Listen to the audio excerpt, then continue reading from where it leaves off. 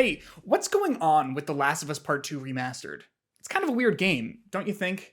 I mean, when's the last time a game was remastered after releasing less than 5 years ago? Don't answer that. I'll tell you.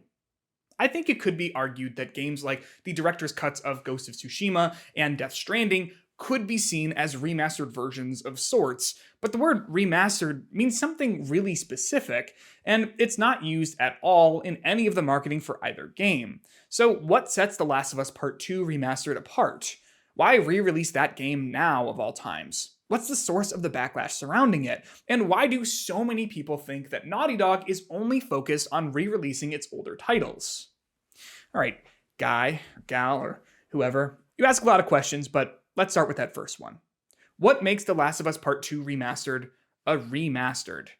To talk about that, it's probably best to look at how we define remastered versions of video games. You see, over the last few years, the line between a remake and a remaster has gotten kind of blurred. After talking with a few other journalists and reading up on the topic, it seems like the consensus is that a remake rebuilds the game entirely from the ground up, the best of which put a fresh spin on a classic title, like with Final Fantasy VII, Resident Evil 2, Dead Space Remake, and Modern Warfare 3. Did I say Modern Warfare 3? Sorry, I meant literally anything other than Modern Warfare 3. Remastered games tend to feature less drastic changes and stick more to overhauling visuals to be viewed at higher resolutions and optimizing the game to run on newer hardware. That definition, unfortunately, doesn't do The Last of Us Part 2 Remastered any favors. The Last of Us Part 2 was one of the last games to release on the PS4, alongside classics like Ghost of Tsushima and Fast and Furious Crossroads. Like many of the games that launched at the end of the console's lifecycle, in 2021, Part 2 received patch 1.08, which optimized it for the PS5 by adding a higher frame rate option, among other things. When that happened, The Last of Us Part 2 essentially became a PS5 game in all areas save for its lack of DualSense support. Thanks to the way that the PS5 handles backwards compatibility, Part 2 sported just about everything that the rest of the PS5 lineup had. High frame rates, high image resolutions, quick loading, you get it. To a certain extent, that speaks a little more about the lack of real differences between the PS5 and the PS4, but it still matters that Part 2 already felt like a natural part of the console's lineup.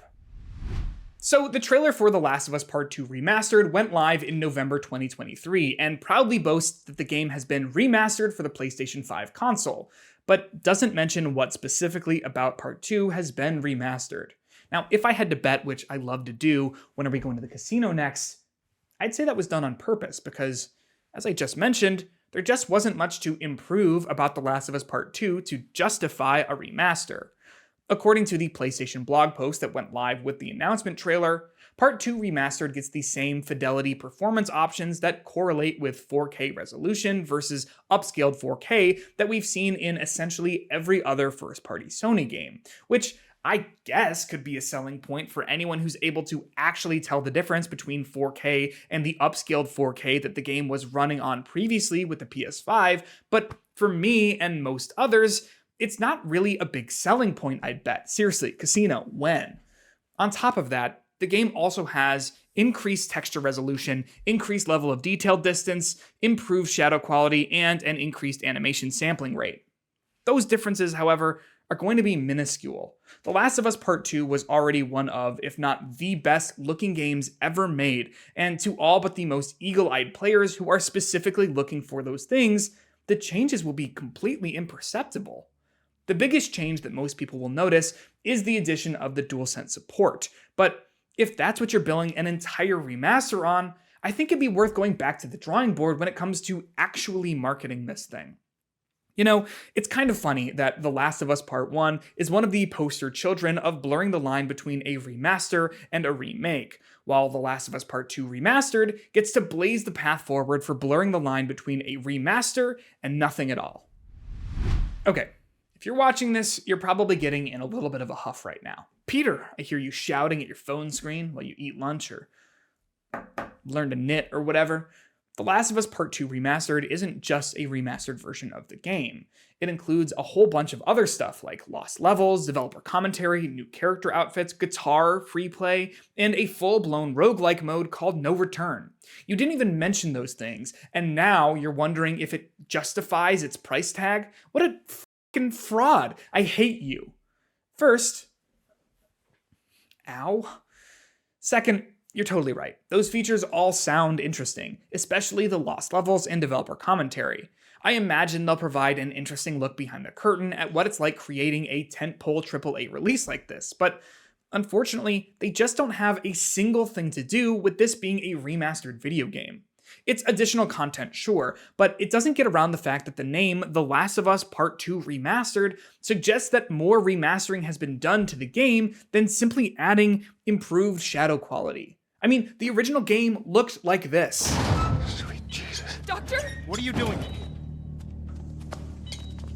I won't let you take her. This is our future. Think of all the lives we'll save. And the remaster looks like this. Sweet Jesus. Doctor? What are you doing in here? You would kill her. I just don't know how to hear from anyone who says that they can actually see any fundamental differences between the two. That said, the additional content is great, and in my opinion, fully justifies its price tag, especially since anyone who already owns The Last of Us Part 2 can upgrade to the PS5 version for just $10, but that doesn't make it into a remastered game. Back when the Ghost of Tsushima and Death Stranding director's cuts launched, there were a lot of conversations about the use of the phrase director's cut, since they weren't really recut versions of those games, they were just repackaged with additional content as native PS5 games that make better use of the hardware. Hideo Kojima, director of Death Stranding, among other things, even tweeted about it once, about how the name Death Stranding director's cut is inaccurate and that he himself doesn't like using the phrase to refer to the game. It's kind of ironic, then, that Sony totally gave up on using the director's cut naming convention on the only game in its catalog that might be able to actually justify the title. With the sheer number of hands that all touch a video game, a director's cut as we know them from film is likely impossible, especially with a large AAA title like this. But having director commentary tracks and featuring lost levels that showcase the different stages of The Last of Us Part 2's development gives similar vibes to me as a director's cut in film. That may be because a lot of film director's cuts include things like director commentary and behind-the-scenes documentaries. Think the Lord of the Rings Extended Edition, but with a lot more non-consensual golfing. Either way, it feels like Sony was testing the water with the director's cut naming convention with Ghost of Tsushima and Death Stranding, but after it proved to be a little confusing, dropped the name in favor of the much more tried and true Remastered, only for that to be even more confusing when the game they released doesn't really look like a remaster. Now, we don't know exactly why they started using the name director's cut for those releases, and why they haven't used it for anything since, but it feels a little bit like a marketing test that went wrong. At the end of the day, I think a large portion of the backlash to The Last of Us Part 2 Remastered stems from missteps with its marketing that are compounded with other marketing missteps from several years ago. That said, I don't think that's the only reason why people are feeling a little weird about the game right now. So why this game? Why now? That's the other part of this that's a bit of a head scratcher. I would say that the Last of Us series as a whole is struggling under the crushing weight of expectations for being one of, if not the premier franchise for Sony. I mean, Sony has gone all in on the series with the HBO adaptation, which is likely the first introduction to the series to most non-gaming audiences. It makes sense then that the company would want newcomer fans to have all sorts of games to play if the TV show convinced them to pick up a shiny new PS5. They don't want you to have that one, they want that one. It's not hard to make that connection when we look at the actual sales numbers for The Last of Us Part 1, the 2022 remake of the original game. The week after the premiere of the TV show, the remake saw a 238% spike in sales, and the PS4 version saw a 322% spike. To Sony, that must send a pretty clear message that tying its games to its wider appeal adaptations is a good idea for making money. Now that The Last of Us is making waves with new fans, the company wants it to be sold natively on the PS5, its newest hardware. So that's my best bet, Casino, as to why the remaster exists right now of all times. Unfortunately, right now might be the absolute worst moment to re-release the game given its political allegory and what's currently going on with the conflict between Israel and Palestine and the way that the violence has ramped up in recent months. So, you might be wondering, what the fuck does that have to do with The Last of Us Part 2? Well, the conflict is actually one of the direct inspirations for the events of the game and has its roots planted deep in the series as a whole with its messaging and imagery. This isn't just speculation either. Neil Druckmann, the creative lead for The Last of Us and an Israeli-born citizen, has directly cited specific events from the conflict as being inspiration for the games. In 2020, he told Launcher, the now defunct gaming branch of the Washington Post, that he was inspired by the way he felt after watching footage of the Ramallah lynching that took place in 2000, where 2 IDF soldiers were killed by a group of Palestinians. Druckmann told Launcher, "In my mind, I thought, oh man, if I could just push a button and kill all of these people that committed this horrible act, I would make them feel the same pain that they inflicted on these people." The article goes on to say that Druckmann looks back on those feelings and feels, quote, gross and guilty, end quote, for them. But they're still one of the main themes that The Last of Us Part 2 aims to explore. Unfortunately, the game's uncomfortable relationship with Israel and Palestine doesn't stop there. There's an incredible article on Waypoint, the now defunct gaming branch of Vice, weird how that keeps happening, called The Not-So-Hidden Israeli Politics of The Last of Us Part 2 by Emmanuel Mayberg that points out that the game is packed full to the brim with imagery that parallels real images of the conflict. Now, I won't explain every point the article makes here. I recommend you give it a read yourself. It's linked in the description down below. But there's some very clear political allegory that's going on in the game, such as the concrete walls that separate the districts of Seattle, which invoke the iron wall that divides Gaza and Israel. The in-game conflict between the WLF and the Seraphites has parallels to the real-world conflict as well, with the WLF standing in for the IDF and Israel as a whole, and the Seraphites standing in for Palestinians. What makes that part of the allegory feel so uncomfortable is that it's told from a clear, one-sided pro-Israel perspective. The WLF and its members are shown to be deeply complicated, but for the most part good, while the Seraphites are portrayed much simpler as mostly single-minded, bad guy, religious zealots. While the Israel-Palestine conflict has been going on since Israel became a nation, and there was plenty to be uncomfortable with at the time of The Last of Us Part 2's release in 2020, now, in 2024, the violence has reached something of a boiling point, so I can't think of a more ill-timed re-release for the game than right now, given its stance on the matter. While The Last of Us Part 2 is largely a condemnation of violence, its portrayal of the WLF as a stand-in for the IDF is still deeply uncomfortable given how messy its messaging is when it comes to the in-game faction. It's no wonder, then, why there would be so much backlash for the game on that front as well. Not only is it marketed poorly as we discussed previously, but it takes a very one-sided look at the real-world conflict that inspires it. Now, it's important to note that the Israel connection to the WLF is a single interpretation of the game and that, as far as I've found, Neil Druckmann hasn't commented on specifically. Regardless of if he has or not, the pro-IDF interpretation still stands, which people are still allowed to feel uncomfortable over. That said, there are ways to read the events of the game as critical of the WLF and, by extension, of the IDF. However, counter-interpretations don't rob other interpretations of their value inherently. The final part of the backlash to The Last of Us Part 2 Remastered comes from the fact that Naughty Dog is re-releasing another game.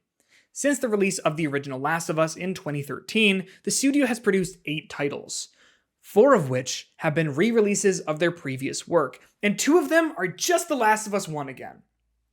This has caused a lot of fans to be irritated with the studio's output. So, why would they do that? Well, money, obviously, but we've covered that. While it's impossible to know exactly what's going on behind the scenes at Naughty Dog, the takes I've seen that are just, I can't believe this is all they're working on, are pretty laughable. We know that the studio was working on a standalone multiplayer release for The Last of Us for several years before it was canceled in December of 2023. With the announcement of the cancellation, however, we got concrete evidence that the studio is also working on 2 unannounced single-player titles as well. The idea that this is all they're working on is obviously incorrect. But even if we didn't know what the studio had in store, we could still assume a few things about the re-releases and why they seem to be churning them out so often when proper, new Naughty Dog games are so few and far between. Frequently, remastered games are not developed in full by the core team at a studio. As of 2023, there are over 400 developers working at Naughty Dog, but it doesn't take a team of 400 people to put together a remastered game like Uncharted Legacy of Thieves Collection. In fact, it's a relatively common practice for studios of a certain size to use projects like these to train new developers with the studio's tools and get them accustomed to the workflow. Now, I can't confirm that that's how things work at Naughty Dog specifically, but let's call that an educated guess. To me, I can definitely understand the frustration fans are feeling with the studio re-releasing its titles so frequently, especially given the situation regarding the cancellation of the Last of Us multiplayer game. While the exact details surrounding it are a little hazy, we do know that it started development sometime during the development of The Last of Us Part 2. That means it was being worked on in some capacity for at least 3 to 4 years before the announcement of its cancellation.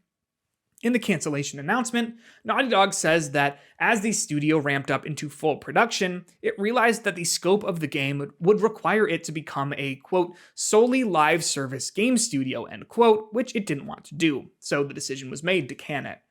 While I think that most gaming fans appreciate the fact that Naughty Dog has reiterated its devotion to creating single-player titles, the story that the studio provides raises questions about its management.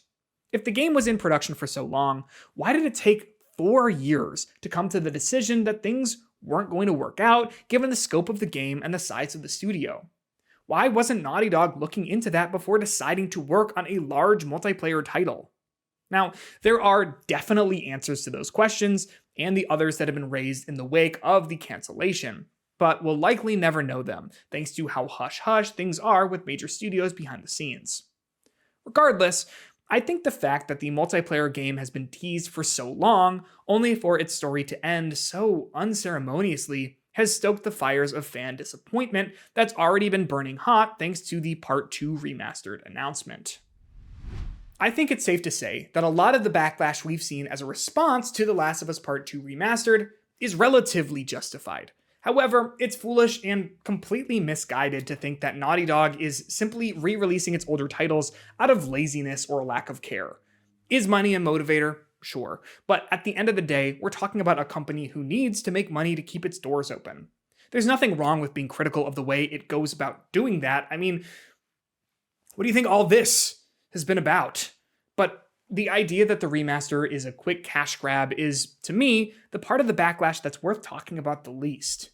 Between the lack of actual remastered features and the game's uncomfortable relationship with global politics, I understand why some people are completely uninterested in the game. That said, I do think that the additional content that's being added to the game is interesting.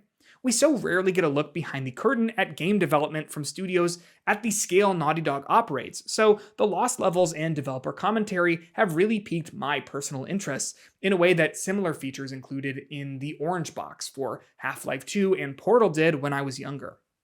I'd say that the game definitely justifies its $10 upgrade fee for those who already own the game, but that feeling is ultimately up to the individual. So, now for the final question regarding the remaster. Is the new roguelike mode, where you shoot your way through waves of enemies, a glorification of the violence that the game's story is a clear condemnation of, cheapening its messaging and ultimately damaging the conclusion that the story comes to by its devastating ending?